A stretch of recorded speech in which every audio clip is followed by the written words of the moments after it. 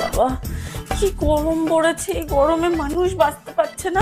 আর আমার বাড়িতে একটা এসি নেই, আর ভাল লাগে না আমার। কি হয়েছে? এই বলছি, এই বাড়িতে এক্ষুনি একটা এসি লাগাতে হবে। প্লিজ একখানা এসি আমাকে লাগিয়ে দাও না, আমি গরমে আর থাকতে পারছি না। অবশ্যই। এই সত্যি? তুমি আমাকে এসি লাগিয়ে দেবে? তুমি বলবে আর আমি সেটা করবো না, তা কি হয়? 1 মিনিট।